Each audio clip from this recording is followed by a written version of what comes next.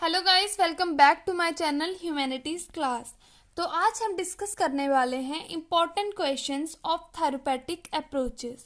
आज हम इस चैप्टर के इम्पॉर्टेंट क्वेश्चंस डिस्कस करेंगे और साथ में आपको मैं बताऊंगी कि कैसे आपको एग्जाम में इस क्वेश्चंस को एक्सप्लेन करना है, इन क्वेश्चंस को अटेम्प्ट करना है। ठीक है, तो इनमें सबसे पहला जो क्वेश्चन आता है वो है describe the nature and the scope of psychotherapy.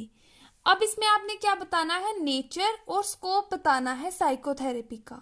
और सेकंड इसी के अंडर है highlight the importance of therapeutic relationship in psychotherapy. आपको बताना है कि थेरेपेटिक रिलेशनशिप की क्या इंपॉर्टेंस है साइकोथेरेपी में। तो सबसे पहले हम बात करते हैं nature and the scope of psychotherapy की। ठीक है, सबसे पहले आप इसमें क्या एक्सप्लेन करोगे, डेफिनेशन ऑफ साइकोथेरेपी कि साइकोथेरेपी होती क्या है। ठीक है, साइकोथेरेपी होती है voluntary relationship between the therapist and the client. ठीक है, ये एक वॉलेंटरी रिलेशनशिप होता है थेरेपिस्ट और क्लाइंट के बीच में। थेरेपिस्ट हो गया जो ट्रीट करेगा और क्लाइंट हो गया जिसे ट्रीटमेंट की जरूरत होती है। उसके बाद आप एक्सप्लेन करोगे पर्पस ऑफ दिस रिलेशनशिप कि इस रिलेशनशिप का पर्पस क्या है, ये रिलेशनशिप क्यों जरूरी है। इस रिलेशनशिप का पर्पस है कि जो भी क्लाइंट साइकोलॉजिकल प्रॉब्लम्स फेस कर रहा है उसे सॉल्व करना और क्लाइंट को वापस से उसी स्टेज पे लाना जहां पे वो अपने नॉर्मल फंक्शनिंग कर पाता था। ठीक है, उसके बाद आप बताओगे करेक्टरिस्टिक्स कि साइकोथेरेपी की कौन कौन से करेक्टरिस्टिक्स हैं। उसके बाद आप मेंशन करोगे कि गोल्स कौन कौन से हैं साइकोथेरेपी के। अब ये हो गया nature and scope of psychotherapy.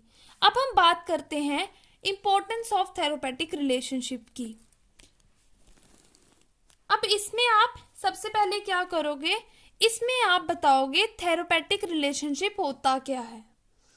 Therapeutic relationship होता है एक special relationship between the client and the therapist. ये एक स्पेशल रिलेशनशिप होता है क्लाइंट और थेरेपिस्ट के बीच में, और इसी रिलेशनशिप को हम थेरेपेटिक अलायंस भी कहते हैं। अब इस रिलेशनशिप के दो मेजर कंपोनेंट्स हैं। पहला है कॉन्ट्रैक्चुअल नेचर ऑफ रिलेशनशिप और दूसरा है लिमिटेड ड्यूरेशन ऑफ थेरेपी। अब ये जो पॉइंट्स हैं आप इन्हें एक्सप्लेन करोगे।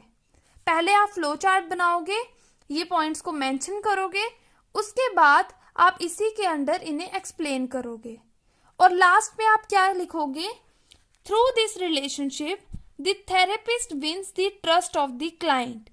इस रिलेशनशिप के कारण थेरेपिस्ट क्लाइंट का ट्रस्ट जीत लेता है and the client able to unburden his psychological problems faced by him.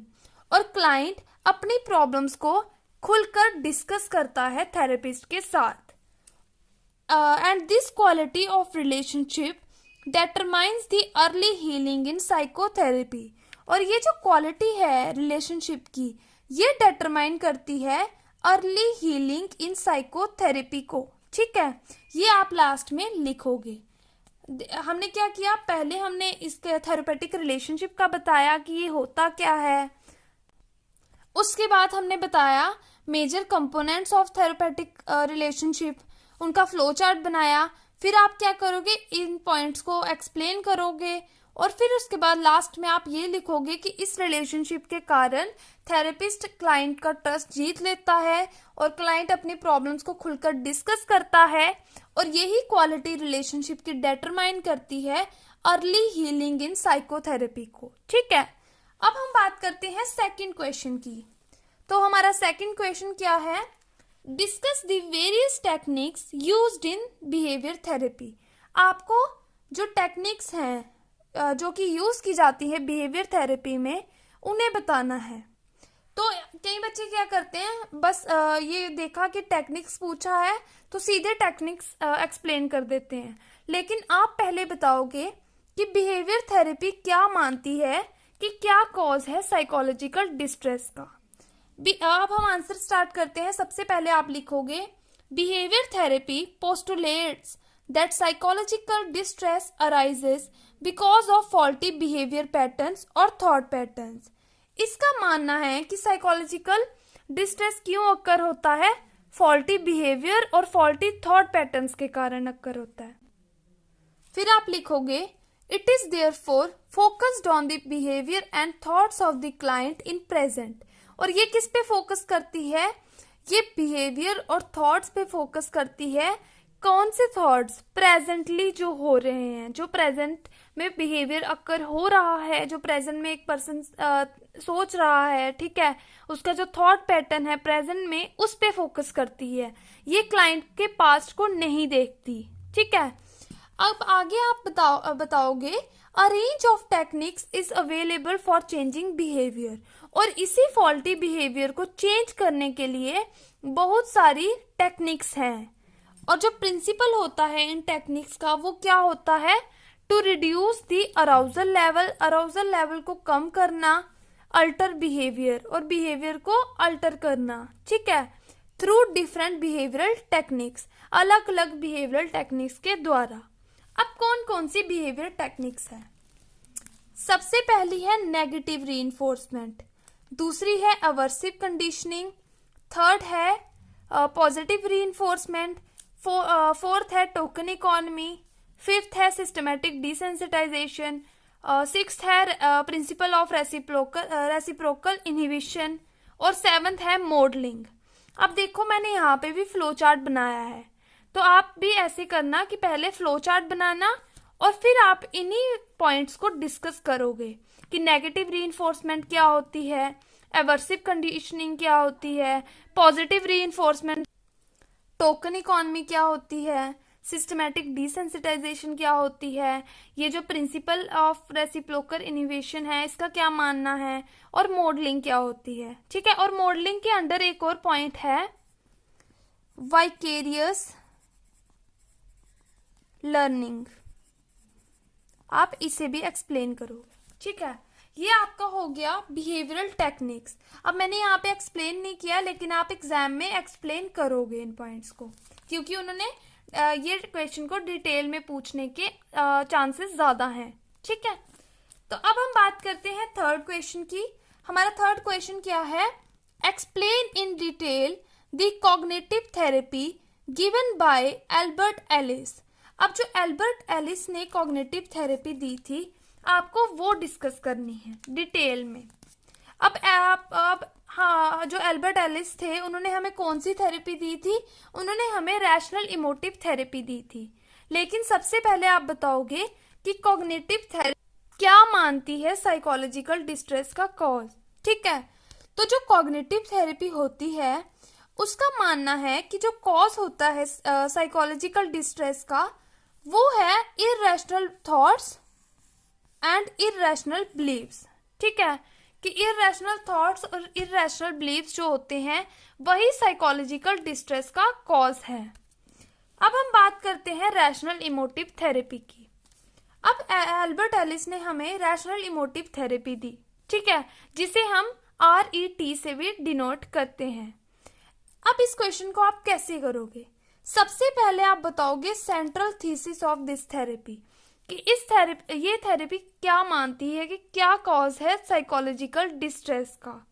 फिर आप बताओगे कि जो स्टेप्स इन्वॉल्व हैं, ठीक है, इस थेरेपी में सबसे पहला होता है ABC एनालिसिस, आप उसे एक्सप्लेन करोगे.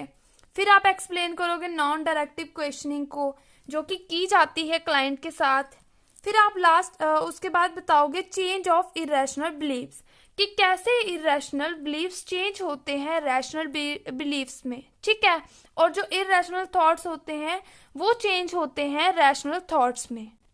अब वो हमारा क्वेश्चन हो गया रैशनल इमोटिव थेरेपी से रिलेटेड, और आपको वो पॉइंट्स एक्सप्लेन करने हैं.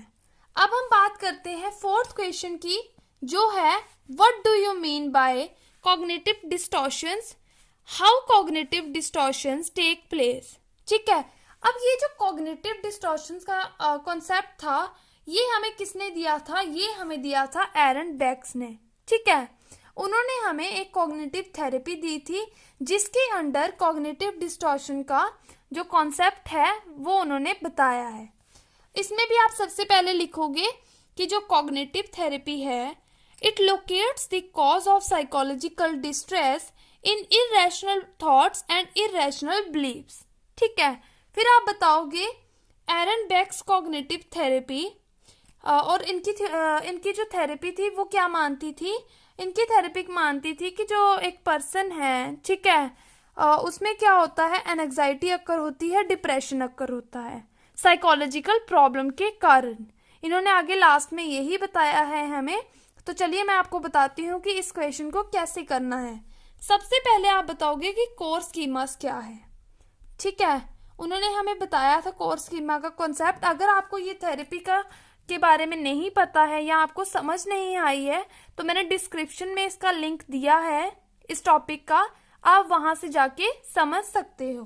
फिर उसके बाद आप बताओगे क्रिटिकल इंसिडेंट जो कि मेंशन्ड है इस थेरेपी में। उसके बाद आप बताओगे डिसफंक्शनल कॉग्निटिव स्ट्रक्चर्स के बारे में, और इसी के अंडर क्या है, कॉग्निटिव डिस्टॉर्शंस। ठीक है, फिर आप बताओगे थेरेपिस्ट की क्या अप्रोच रहती है इस थेरेपी में। फिर उसके बाद आप एक्सप्लेन करोगे एम ऑफ दिस थेरेपी, कि इस थेरेपी का एम क्या है। इस थेरेपी का एम है टू अचीव कॉग्निटिव रीस्ट्रक्चरिंग, कि कॉग्निटिव रीस्ट्रक्चरिंग को अचीव करना है।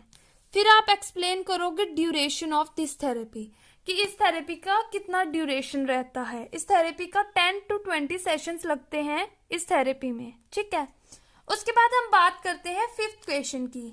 अब हमारा फिफ्थ क्वेश्चन क्या है, ये है explain the factors contributing to the healing in psychotherapy. अब आप बताओगे कि बहुत सारे फैक्टर्स हैं जो कि कंट्रीब्यूट करते हैं टू हीलिंग इन साइकोथेरेपी। अब उसके बाद आप फ्लो चार्ट बनाओगे। सबसे पहले आप लिखोगे टेक्निक्स अडॉप्टेड बाय थेरेपिस्ट, फिर आप लिखोगे थेरेपेटिक अलायंस, फिर आप लिखोगे कैथारसिस, फिर उसके बाद आप मेंशन करोगे नॉन स्पेसिफिक फैक्टर्स। अब इसके बाद आप इन्हीं पॉइंट्स को डिटेल में एक्सप्लेन करोगे कि टेक्निक्स अडॉप्टेड बाय थेरेपिस्ट कैसे है, थेरेपेटिक अलायंस क्या होता है और कैसे ये मतलब कंट्रीब्यूट करता है। फिर आप कैथारसिस के बारे में बताओगे, नॉन स्पेसिफिक फैक्टर्स के बारे में बताओगे। तो फिर उसके बाद ये हो जाएगा आपका फिफ्थ क्वेश्चन भी कंप्लीट। अब हम बात करते हैं सिक्स्थ क्वेश्चन की। अब हमारा सिक्स्थ क्वेश्चन क्या है, ये है which therapy encourages the client to seek personal growth and actualise their potential. जब इन्होंने बात की है पर्सनल ग्रोथ की, ठीक है, तो आपको समझ जाना है कि ये किसकी बात कर रहा है। ये बात कर रहा है ह्यूमैनिस्टिक एग्जिस्टेंशियल थेरेपी के बारे में। उसके बाद इन्होंने बोला है write about the therapist which are based on this principle, कि इसके अंडर आपने जो जो थेरेपीज पढ़ी हैं आपको उन्हें एक्सप्लेन करना है। तो इस क्वेश्चन को आप कैसे करोगे, तो सबसे पहले आप लिखोगे कि हमें जो ह्यूमैनिस्टिक एक्सिस्टेंशियल थेरेपी है ये पोस्टुलेट करती है कि जो साइकोलॉजिकल डिस्ट्रेस होता है वो क्यों होता है, फीलिंग ऑफ लॉनलीनेस के कारण, एलिनेशन के कारण। और जब एक पर्सन अपनी लाइफ का मीनिंग फाइंड आउट नहीं कर पाता है, एक जेन्युइन फुलफिलमेंट जो लाइफ में है वो फाइंड आउट नहीं कर पाता है, तो उसी के कारण एक पर्सन क्या करता है, साइकोलॉजिकल डिस्ट्रेस उसके अंदर अराइज होता है, उसे फेस करता है। ठीक है, अब इसमें आप कौन कौन से पॉइंट्स एक्सप्लेन करोगे। सबसे पहले आप एक्सप्लेन करोगे सेल्फ एक्चुअलाइजेशन को। उसके बाद आप बताओगे हीलिंग प्रोसेस के जो कारण है। ठीक है, जब एक पर्सन जो है वो अपना जो इमोशंस है उन्हें एक्सप्रेस नहीं कर पाता, ये सारा कुछ आप बताओगे। फिर उसके बाद रोल क्या है थेरेपिस्ट का इस थेरेपी में, उसे एक्सप्लेन करोगे। फिर उसके बाद आप एम बताओगे इस थेरेपी का। उसके बाद इन्होंने नेक्स्ट क्या पूछा था, इन्होंने पूछा था write about the therapist which are based on this principle, कि इस प्रिंसिपल पर जो बेस्ड है थेरेपिस्ट उसे आपने बताना है। तो यहाँ पे थेरेपिस्ट है, थेरेपिस्ट नहीं है। ठीक है, तो ये जो थेरेपिस्ट बेस्ड है इस प्रिंसिपल पे वो है, सबसे पहले आती है लोगोथेरेपी, फिर आती है गेस्टॉल थेरेपी, फिर आती है क्लाइंट सेंटर थेरेपी।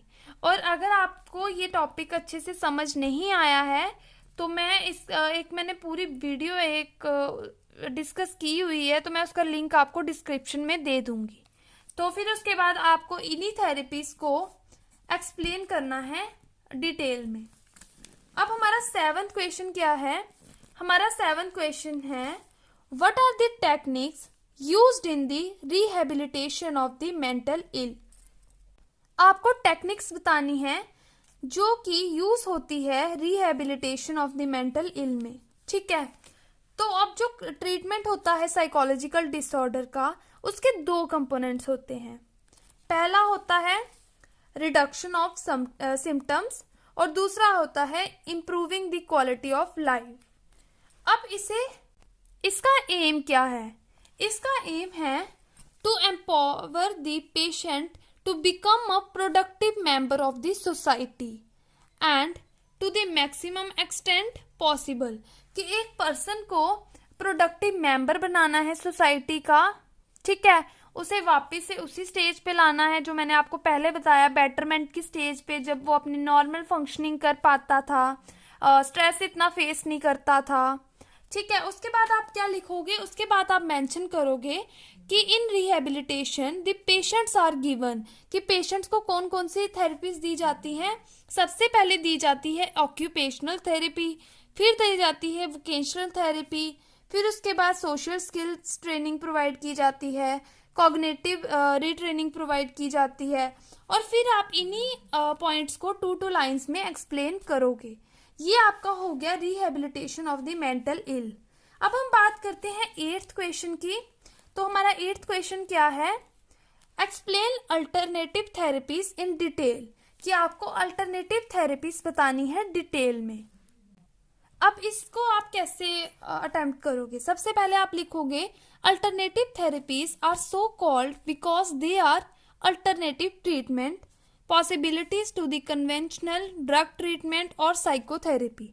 ये अल्टरनेटिव ट्रीटमेंट्स होती हैं, ठीक है, जो कि यूज़ किए जाते हैं ड्रग ट्रीटमेंट के लिए या साइकोथेरेपी, कोई भी अगर किसी पर्सन को प्रॉब्लम है उसमें यूज़ की जाती है।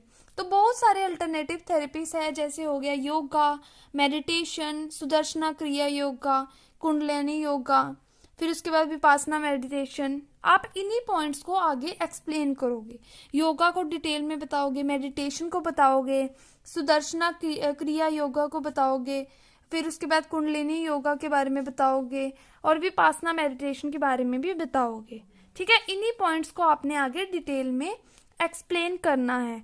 अब ये हो गए आपके कुछ important questions of therapeutic approaches, लेकिन आपको बाकी चैप्टर को भी अच्छे से पढ़ना है। ठीक है, कई बार क्या होता है कि जो हमने एक्सपेक्ट नहीं किया होता एग्जाम के लिए वही क्वेश्चन आ जाता है। ठीक है, तो आपको बाकी चीज़ें भी अच्छे से पढ़ना है, जैसे कॉग्निटिव बिहेवियर थेरेपी हो गया, वो भी इम्पोर्टेंट है, उन्हें भी अच्छे से पढ़ लेना। हाँ, उसमें शॉर्ट क्वेश्चन में पूछा जा सकता है वो क्वेश्चन, ठीक है, तो उसे भी कर लेना। तो यहाँ पे आज की वीडियो होती है ख़त्म। अगर आपको वीडियो अच्छी लगी हो, लाइक, शेयर, कमेंट और सब्सक्राइब ज़रूर कीजिएगा। Thank you so much.